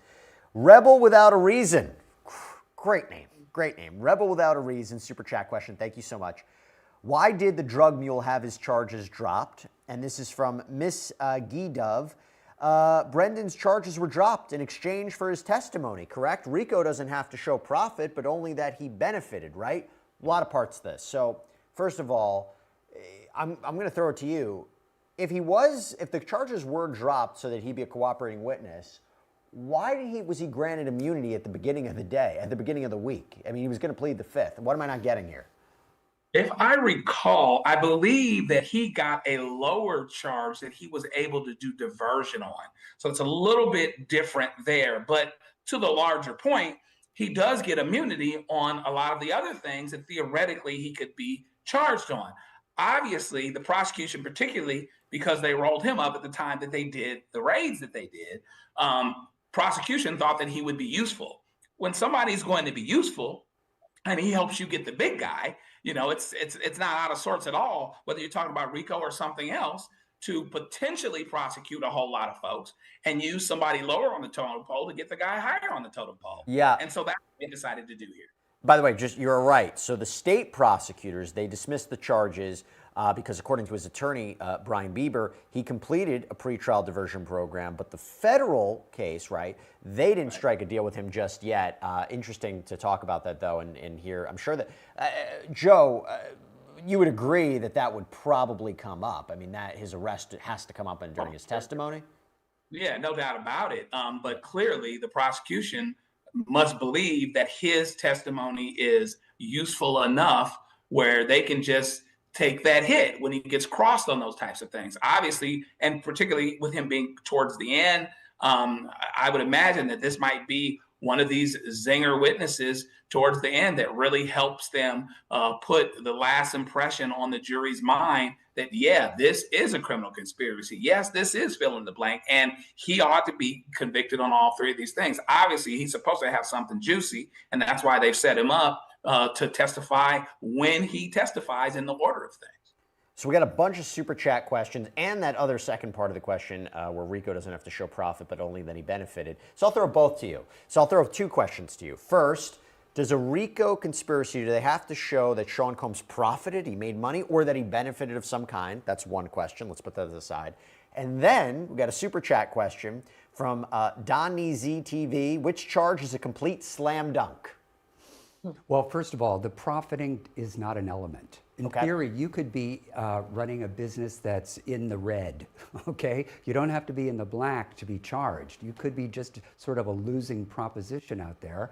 And maybe you're engaging in all this to hopefully raise sales, bring people in from the outside, try to encourage commerce within the Combs enterprise. So it could be a way to boost business, but it's certainly not an element. I think the slam dunk, in my opinion, is going to be the transportation. Yes. Because they clearly have all the goods showing that people were flown in as escorts, as prostitutes, for all these King Knight kind of Gatsby-esque type escapades. So I think they're going to get a unanimous on that count at a minimum. Yeah, I mean, there's one thing for the different alleged victims to talk about, their work in transporting these sex workers, them being transported as well, and then you see the travel receipts, and you see the payment receipts, and the hotel receipts, and the communications. I don't know how they argue. I mean, what is the defense to that? I mean, I remember in the beginning of the case, they said he's paying them for their time and experience as performers and not as sex workers. Is it like, he really liked the way they danced? And one thing led to another. The real test is, was any of it done by force, fraud, or coercion? Well, that's sex trafficking. What about transportation to engage in prostitution? You don't need those elements. Well, I think that the argument would be that it was still all consensual, that it wasn't necessarily for consideration as we know it in the monetary sense, that maybe it was just as a favor. You wanted to be in the good graces. You wanted to show goodwill in the Combs enterprise. Does it mean it's a strong defense? Of course not. He could go down like the Hindenburg on that, Right. But it's at least something to say. So, Candace, got another super chat question from Kelly Bezick. Kelly, thank you so much. First of all, Kelly says, I feel like this panel should be friends with each other. We are all friends. We might not all be in the same floor. Yeah. We are. That's what's so cool about this. I texted my wife, I'm on with my buddies today. So anyway. There we go. I know Joe and Philip, you guys are buddies. You always are on together. So here's the question, Candace. If being considered charged as a co-conspirator, what would KK's lawyers be advising her, and would they be collaborating with or distancing from Diddy's legal team? And by the way, it's 3 a.m. there. Wow. Well, yeah, thank you for that 3 a.m. question. Would they be collaborating with the team? No. It depends. I mean, if they would be, in a sense, calling themselves a friend of the defense, probably, but I would say no. I would say at this point, if I'm KK, I want to stand alone and I want to figure this out on my own because I need to come up with my personal defense. I'm not worried about Sean Combs at this time. I'm not worried about any type of collaborative efforts. I need to worry about KK at this time and what it is that I saw, how I'm going to frame it, how I'm going to deal with my own attorneys. If I'm named as a co-conspirator, I'm scared that something's going to come down the pike. And because we don't know anything that's going on, we don't know if there's something that's sealed that's an indictment against her. We don't know if it depends upon whether she says something or not, or if she's cooperating.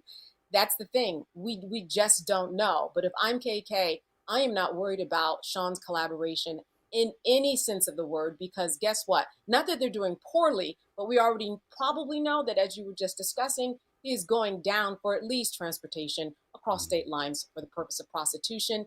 And I wouldn't want to be associated with that because I've seen it all.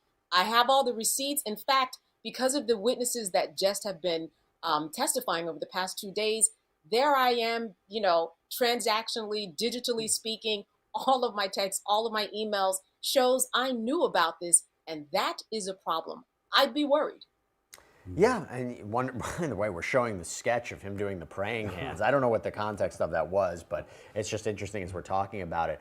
By the way, I got to say, Philip, so we're showing the sketches. We have great reporting for Elizabeth. We do our reporting about this as best as we possibly can. We do updates on what's happening in court because there's no cameras, which is why Oso asks, they showed the Johnny Depp trial.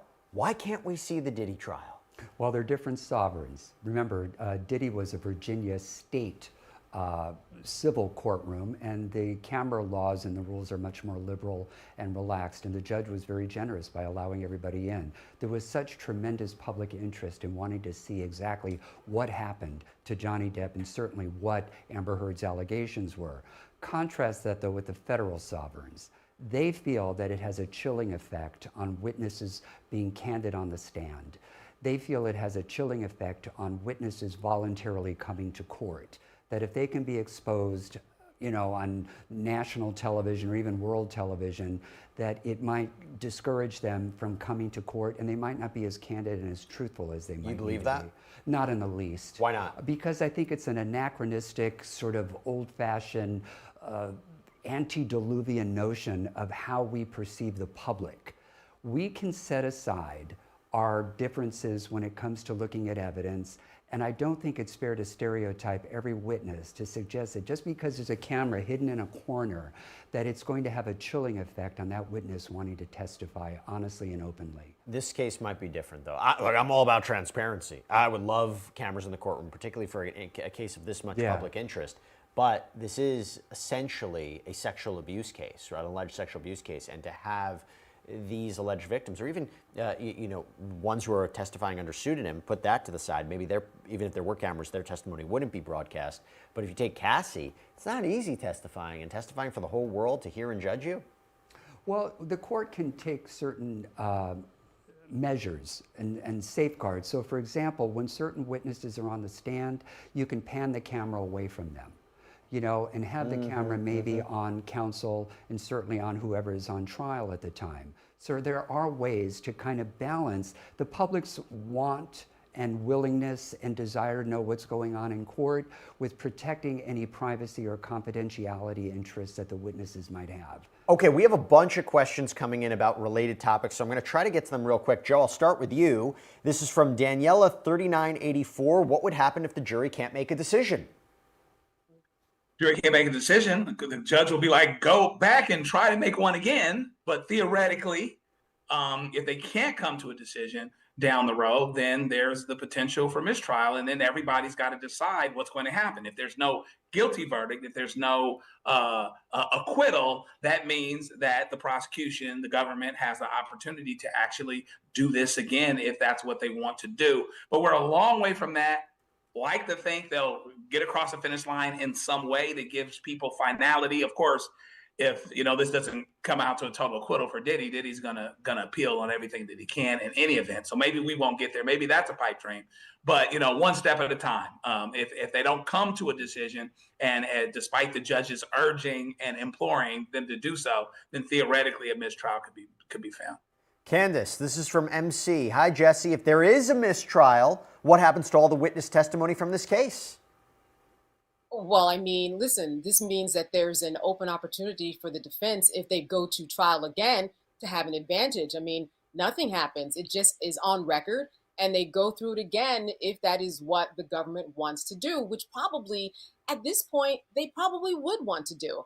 As Joe was saying, you're first going to have the judge say, listen, go back and try again. If we go back to R. Kelly, which we were talking about earlier, 11 hours deliberations, 22 hours for another case deliberations.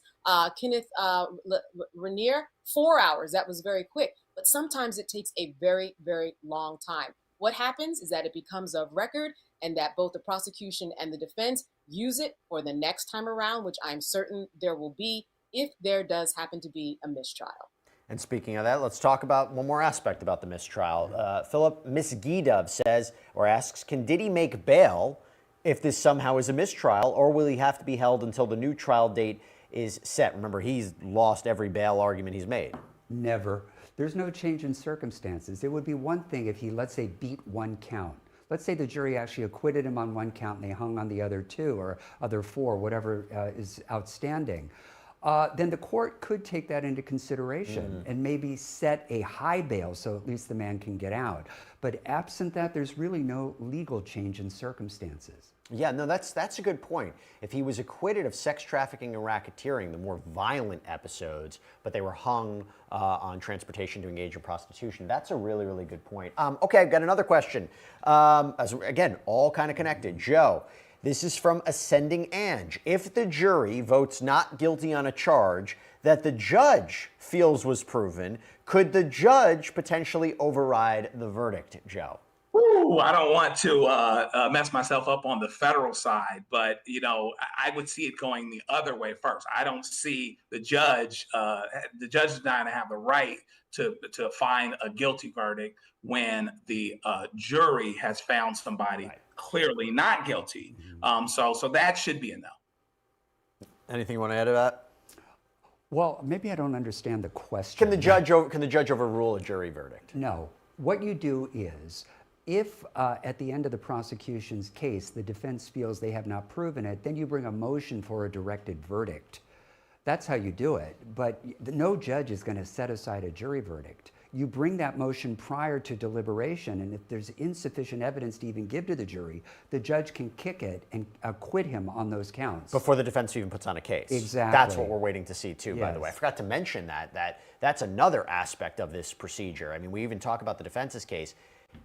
I think it is, Candace, I think it's very unlikely that the judge is going to issue a directed verdict, right? Never.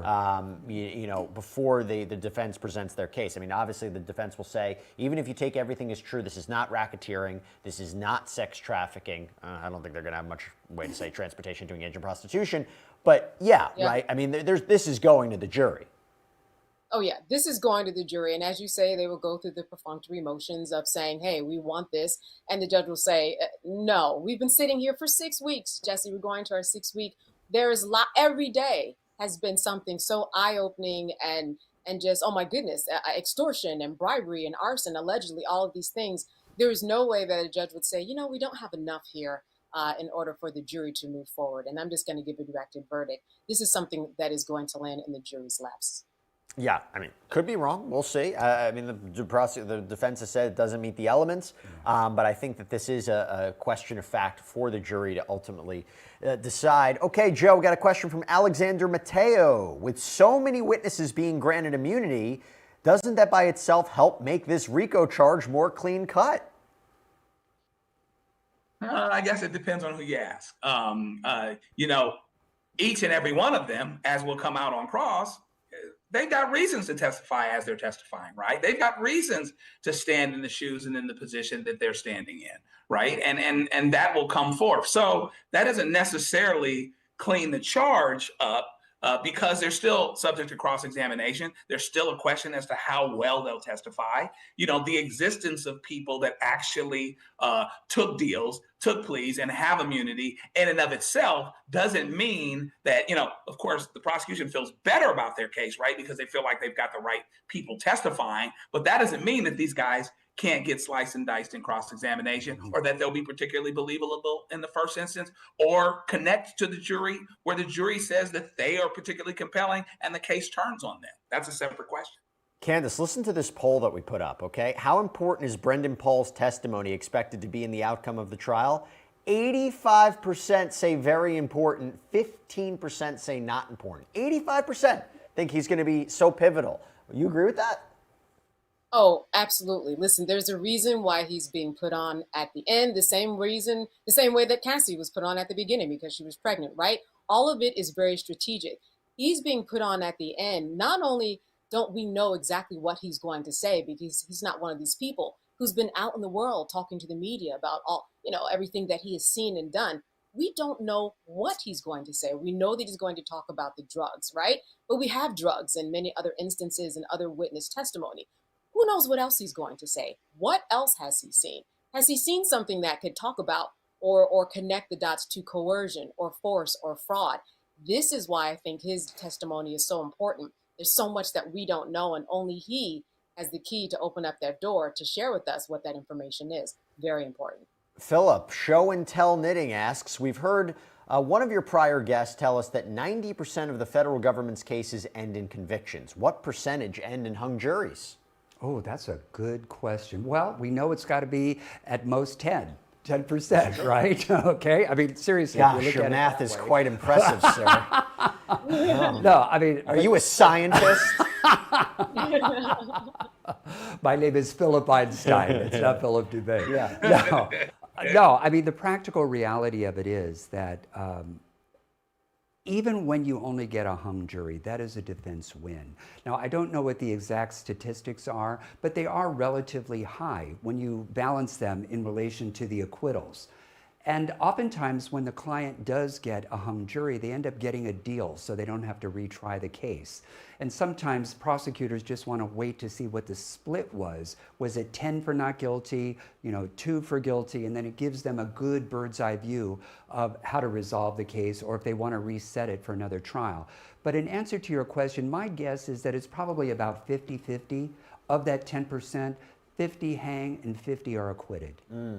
Got a question here for you, Joe, from Mylan Borbin. If there are minors, could it be that they might do another case for that when this one is over? So it goes to a question I raised to Candace before. If the feds had, evidence regarding him abusing minors, wouldn't they put everything into this trial?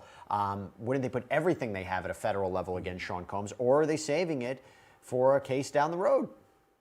No, I don't think they're saving it because, among other things, listen, one of the things that I think may potentially affect even those percentages that you were just talking about with Philip is when you are prosecuting a star, someone with resources. Some people, that some folks don't want them to be guilty. I mean, I'm still scratching my head as to how he got off on the case involving Shine years ago, right? That being said, because you know that you're facing somebody with resources, he didn't need $50 million to stay home because they weren't going to let him stay home with house arrest. So he's got plenty of money to pour into his attorneys and his team of attorneys, right? They're going to put everything at him they possibly could. So if they actually had something as it pertains to a minor, there's no doubt in my mind, as it's been said before, that it would be in this case because they want an all hands on deck, all evidence on deck approach to see if they can really get this guy. Got a question here from SL600 Candace.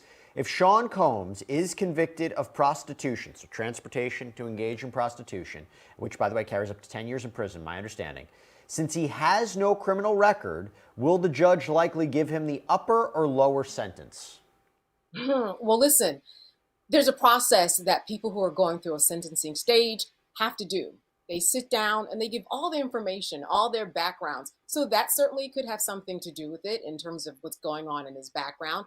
The fact that he apparently was a drug addict, that certainly could have something to do with it. They're going to look at, well, what's going on in his life that would help reduce this sentence. That's what would be the goal of him sitting down and sharing all the information about him in this process before the sentencing actually takes place. In my opinion, the fact that he was addicted to drugs, and I say was because I'm assuming he's been in there for 10 months, that's a process that might be completed. He's not addicted to them, has gone through a process. Addicted to sex. There was also talk during the testimony of one witness, actually Cassie Ventura, that he was potentially bipolar. We heard that. And I think that those little pieces that have been dropped along the way are going to be useful during the sentencing phase. So all the information will come out. Anything that could potentially help him, they will get that information out on paper so that the judge can read the report and make a proper sentence. Philip, got a question? Last question of our panel from Ashley, there's a lot of E's after that. So Ashley, Jesse, are jurors allowed to make inferences about the lack of testimony from an important figure like Christina Quorum? So again, are they going to go back when they're in the deliberation room and say, anybody know why they didn't call this woman? She's been mentioned by every single witness. Absolutely. Now, they will get a jury instruction that says that they don't have to hear from every single witness, but the jury might want to know why they're not hearing from KK, is her nickname. And I got to tell you, Jesse, I thought the way the prosecution filed the case was brilliant. By naming all these people as, I guess, unindicted co-conspirators, under the federal rules of evidence, you can get in all their statements without running afoul of the hearsay rule or what we call the Crawford Doctrine. They can all come into evidence, so you can read texts, you can read emails, you can play phone messages. If everything was in furtherance of the conspiracy, you don't even need the live witness. How great was today's panel? Am I right? We got Philip Dubé, Joe Richardson, Candace Kelly. Really, you guys are excellent. Thank you so much. And we are best friends, so I hope everybody now knows that too. But really, thank you all so much.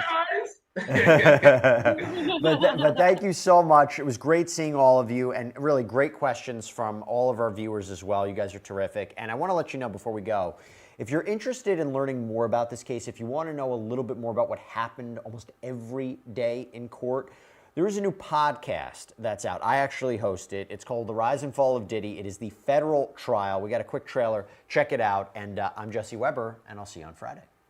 We acting bad. We ain't trying to hurt nobody. For decades, he was untouchable. I've gone from Harlem to Hollywood. Sean Diddy Combs built an empire from the ground up. But now, it's all coming undone. Sean Combs, the mogul as we know it, is over. I'm Jesse Weber, host of Law&Crime's The Rise and Fall of Diddy, the federal trial, a front row seat to the biggest trial in entertainment history. Sex trafficking, racketeering, prostitution, allegations by federal prosecutors that span decades, and witnesses who are finally speaking out. This is at least the 10th lawsuit filed against Combs. Each week we break down the courtroom drama as it happens. How far will he fall, or will he walk free, but with a reputation in ruins? You can listen to The Rise and Fall of Diddy, the federal trial, exclusively on Wondery Plus.